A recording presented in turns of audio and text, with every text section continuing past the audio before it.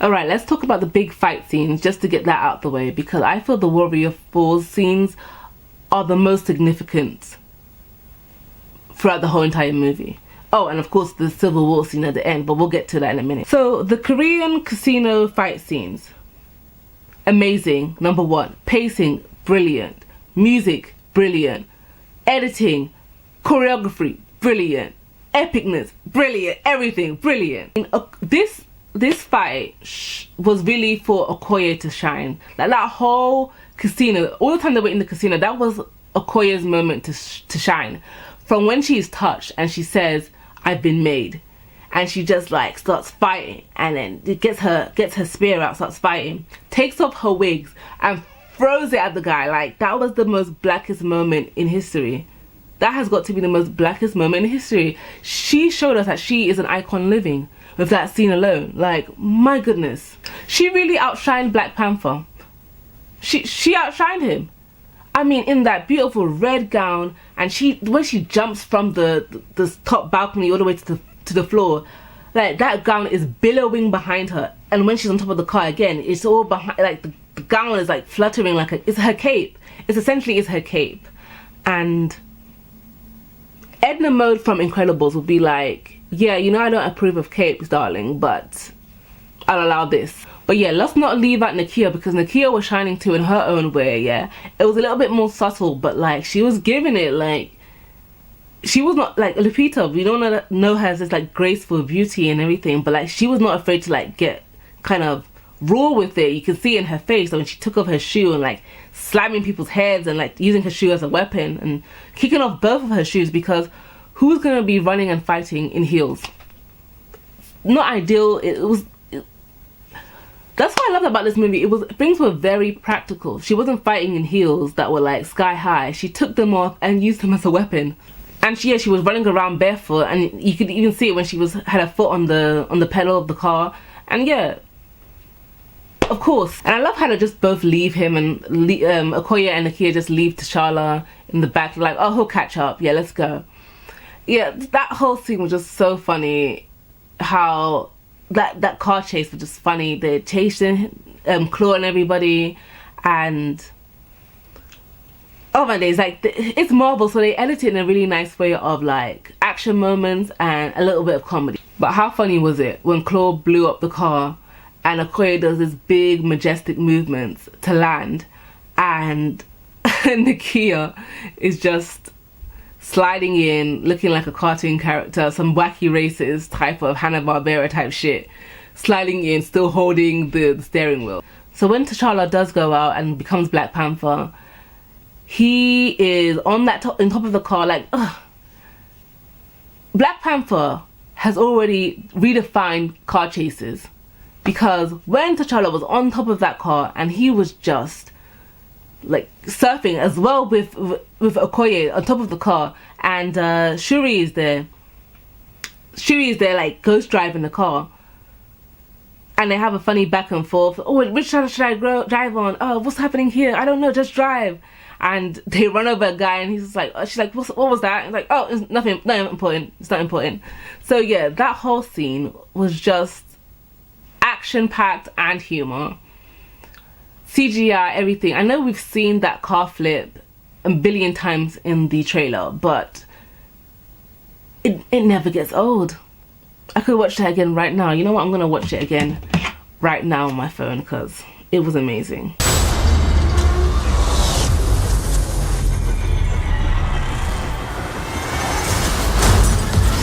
So I said the CGI action sequence of the Korean Fight Club was great, but the two most significant fight scenes, for me anyways, were the ones that took place on the Warrior Falls, where it was just one-on-one, and the fighting was much more intimate and more... the camera got in very close. It's no coincidence that the Warrior Falls fights were the only time you saw bloodshed in this movie. The first fight, where M'Baku challenges T'Challa for the throne, that was all about tradition. It was done in the daytime. It was surrounded by the people of Wakanda.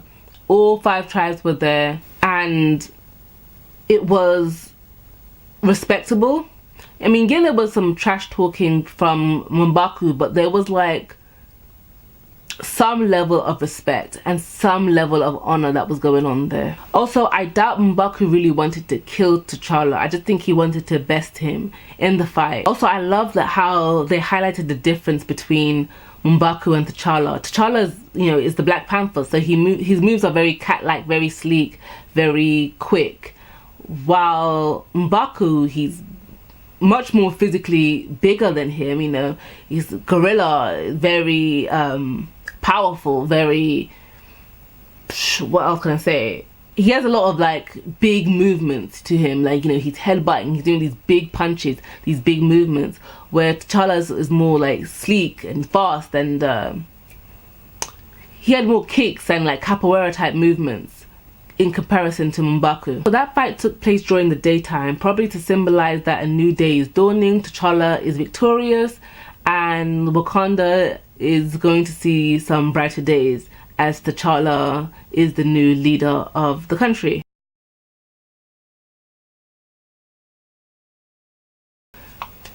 That was entirely different. It wasn't traditional. Not a lot of people were there, just the elders of the tribe, not everybody else. Very guttural. There was more bloodshed than the first one. Yes, T'Challa was bleeding when M'Baku like headbutted him and kicked and punched him, but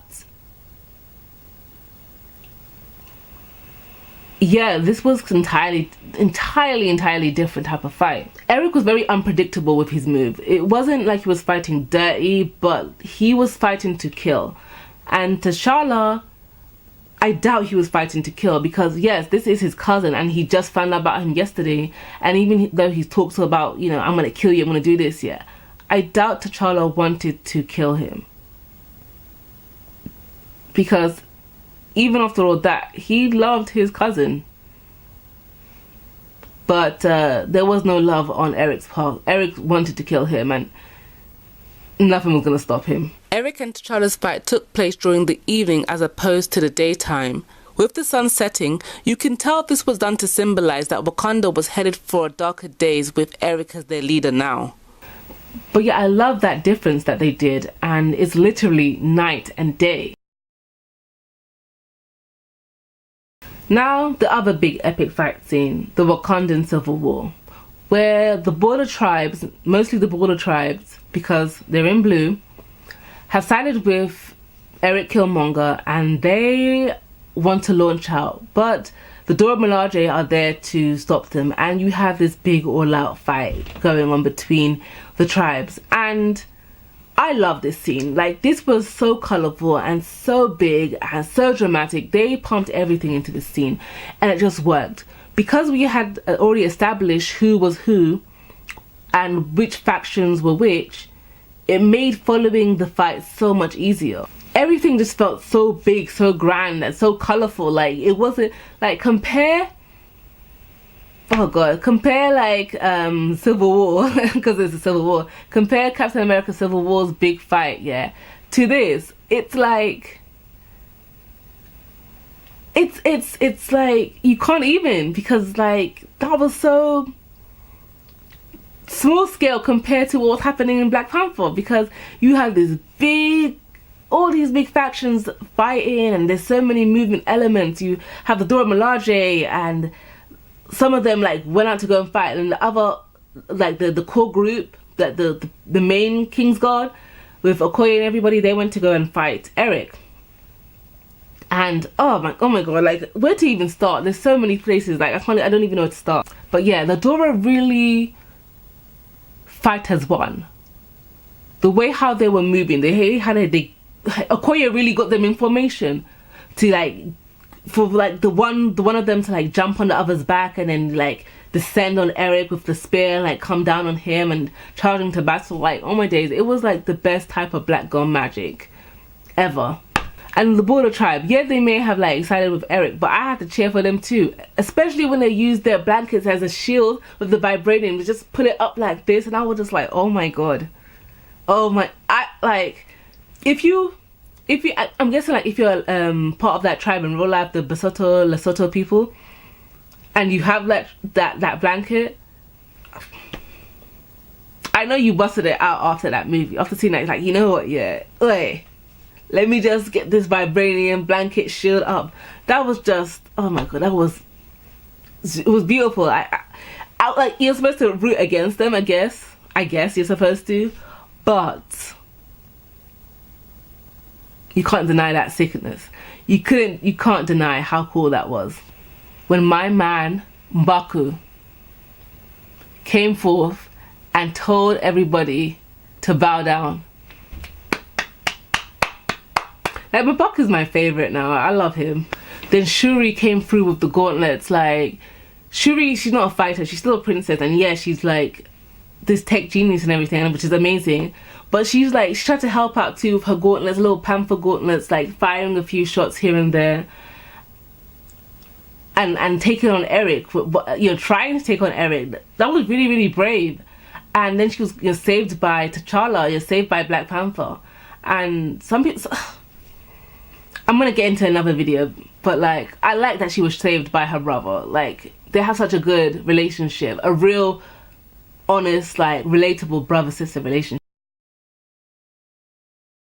Oh, you had Nakia with her chakrams and throwing it, and it came back. Like, Xena Warrior Princess.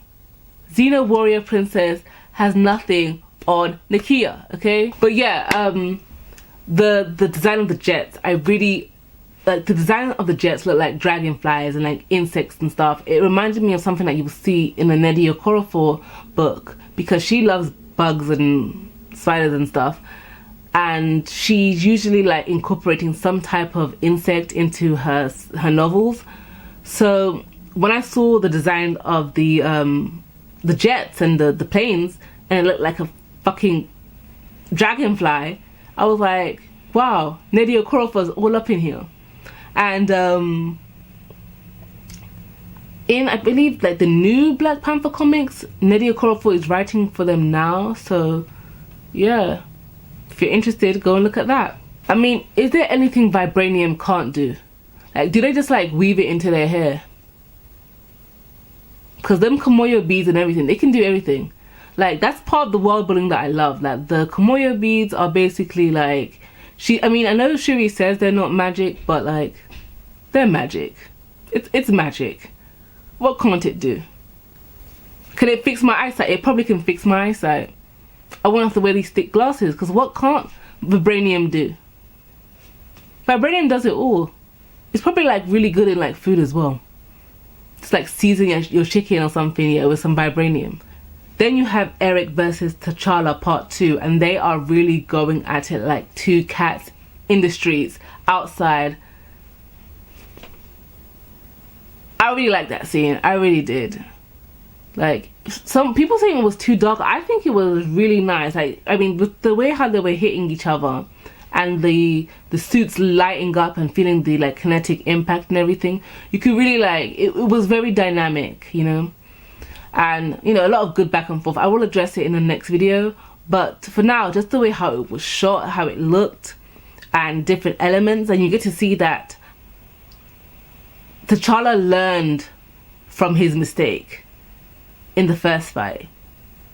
Like, Eric's movements were very unpredictable, and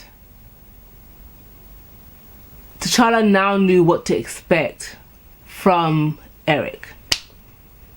And that's why he won. Also, this time he was going in for the kill, or at least a fatal injury. But how can I forget the most important part of any of the fight scenes is when Wakabi got up on that rock with his bitch ass and blew that horn, and then he summoned his rhino. Armored rhino. Armored rhinoceroses.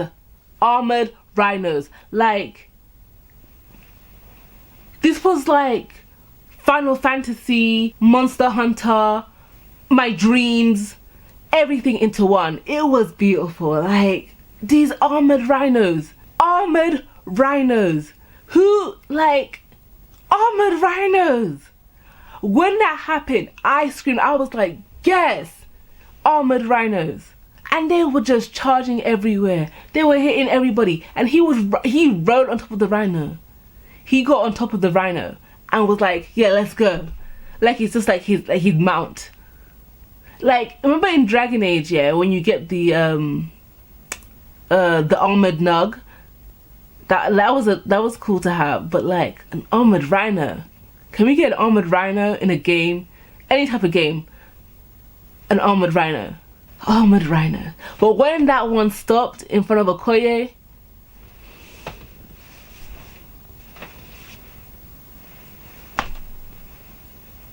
and licked her, I was like, that's when I knew, yeah. That's when I was already started buying my second ticket. Oh God, I love that rhino. I would die for that rhino. Well guys, I'll see you in the next part.